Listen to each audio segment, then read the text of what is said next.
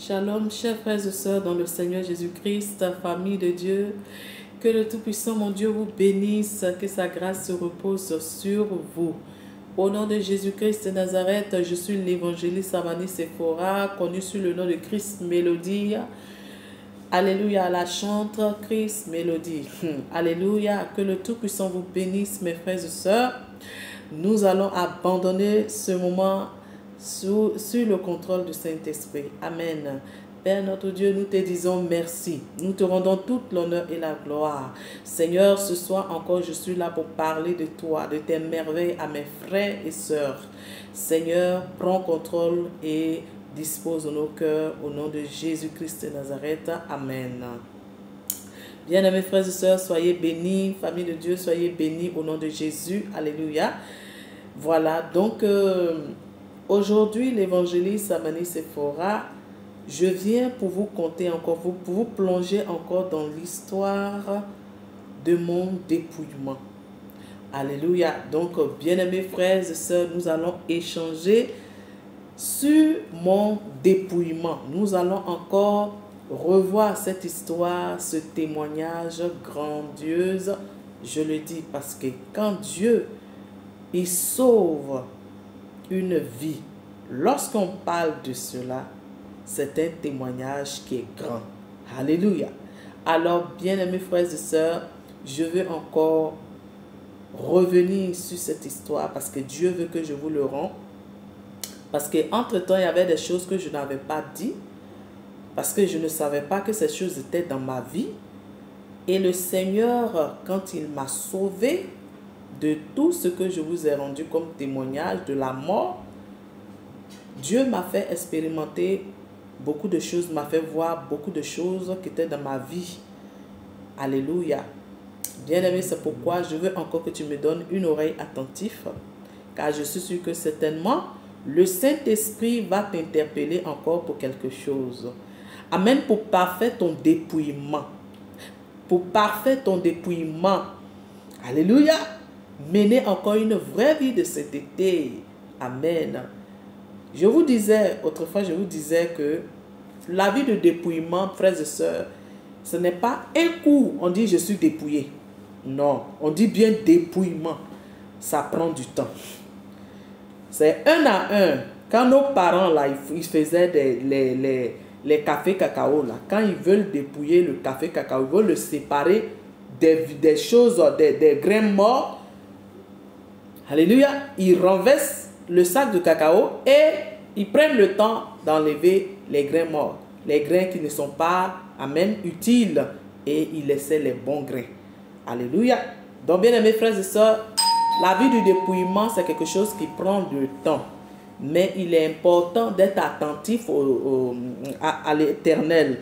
Donc, il est important d'être attentif au Saint-Esprit. Amen. Pardonnez-moi pour la sonnerie de ma maison. Je crois que j'ai un visiteur, certainement.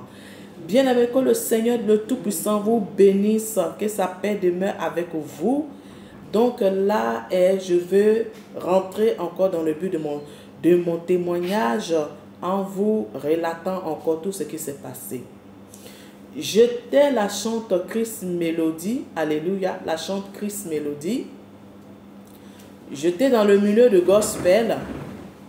Je vivais ma vie tout comme les chantres d'aujourd'hui. On dit tout est grâce. Tout est grâce, sauvé pour sauver, toujours sauvé. On ne perd pas le salut, c'est ce qu'on nous disait. Toujours sauvé, alléluia. On ne perd pas le salut, tout est grâce. Alors, bien-aimé, je vivais aussi dans cette tendance de vie, dans cette tendance de manière de vivre. J'étais une chrétienne, en tout cas, convertie, longtemps, depuis 1999, et bien aimé, on nous a appris des valeurs à cette époque. On nous a appris des grandes valeurs, la valeur même de la sainteté. Vraiment, c'était une bonne vie chrétienne à ces époques-là que nous vivions. On ne nous avait pas appris à enlever les sourcils. ce n'était pas faisable. On ne nous avait pas appris à nous maquiller. On ne connaissait pas le maquillage même. Alléluia. Nous vivions une vie chrétienne vraie. Gloire à Dieu. Bien-aimé, c'était comme ça que j'ai été élevé dans le Seigneur Jésus-Christ. Alors, chemin faisant, j'ai intégré le groupe musical de mon église et mon ministère de chant s'est affirmé. Alléluia. Et plus longtemps après, une servante de Dieu reçoit que je devais faire un album. Donc c'est comme ça que je suis allée pour commencer à faire mon album. Donc le premier album est sorti. Et le manager que j'avais eu, vraiment ce manager m'a dit que c'est pas mon album, c'est pas ma voix qui va me présenter au monde, mais c'est ma beauté, voilà. Donc c'est mon image qui va vendre mes œuvres.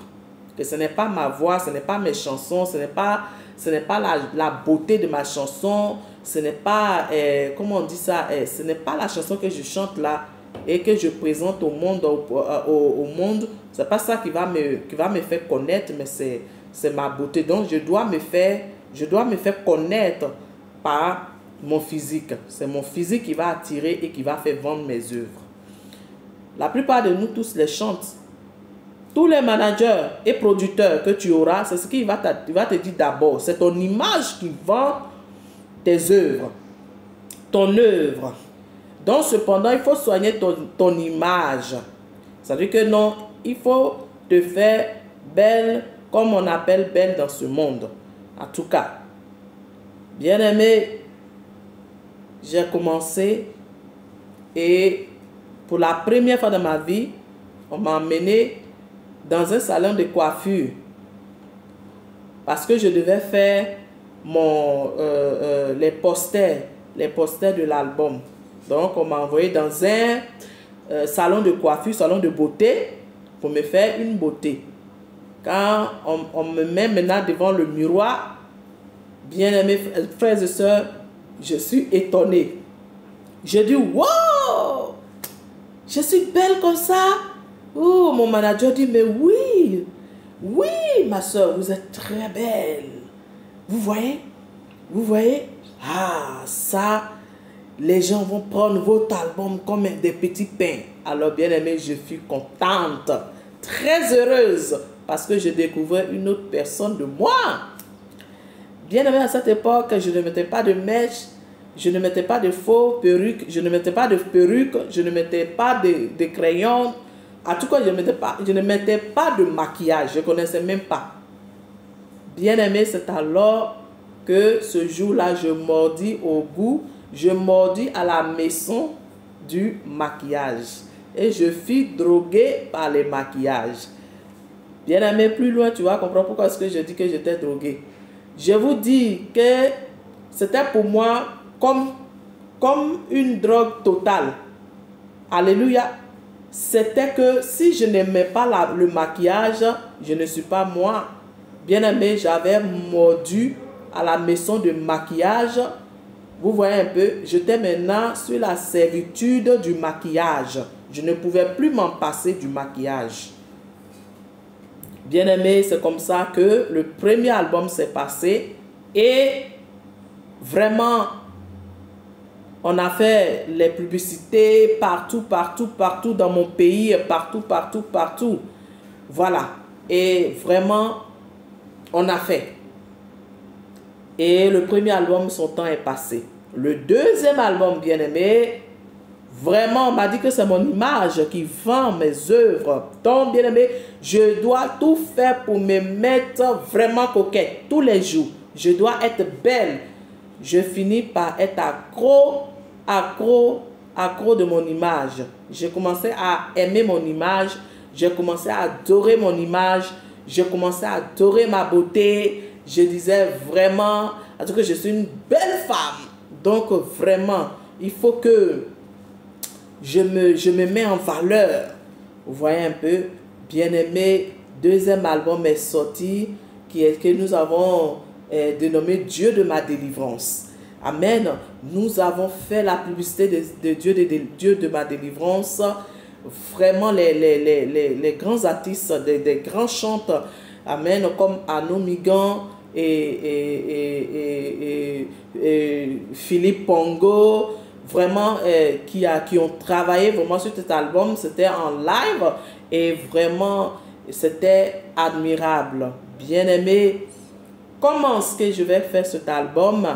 J'ai demandé au Seigneur, moi et mon époux, nous sommes rentrés dans 7 jours de jeûne en priant pour que Dieu nous donne un homme de Dieu qui va pouvoir arranger cet album ou bien me montrant le studio où je vais aller enregistrer l'album.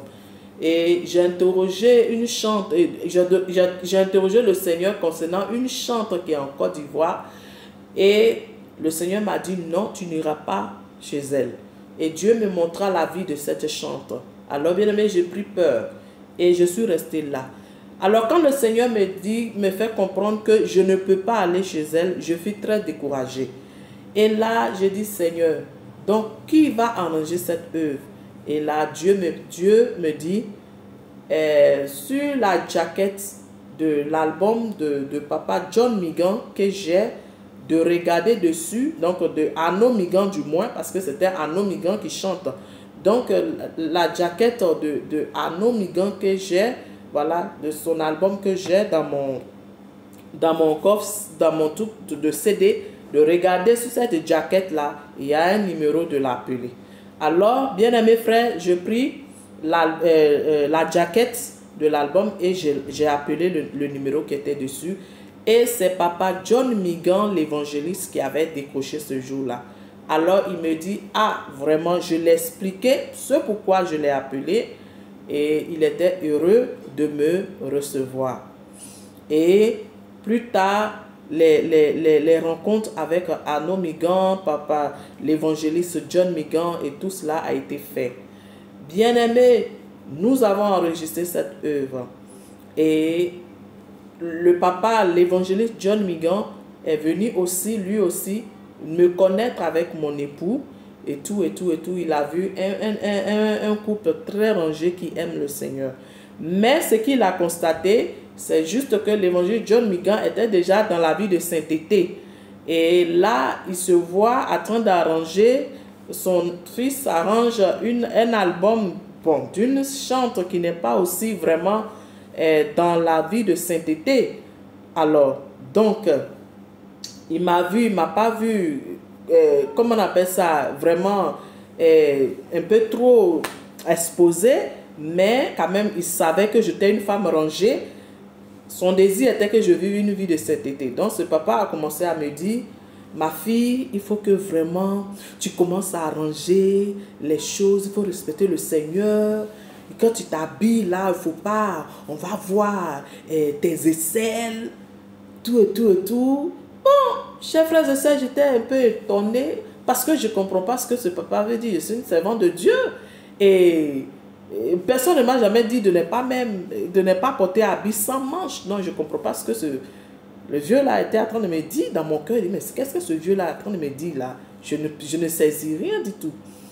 Bien-aimés frères et sœurs, il a commencé à me parler doucement avec respect.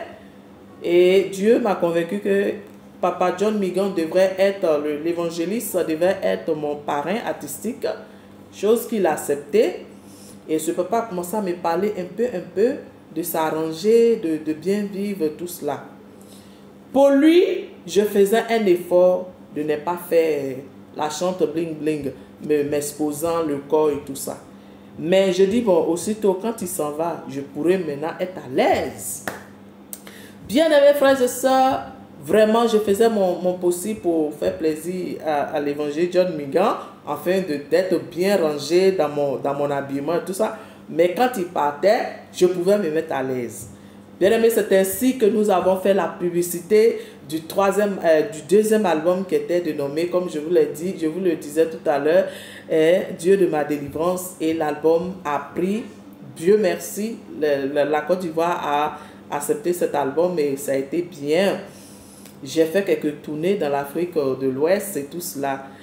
Et voilà, et même Dieu m'a fait encore grâce, voilà aussi, aller aussi du côté de l'Europe et tout cela. Bien aimé, vraiment, je loue Dieu pour cela.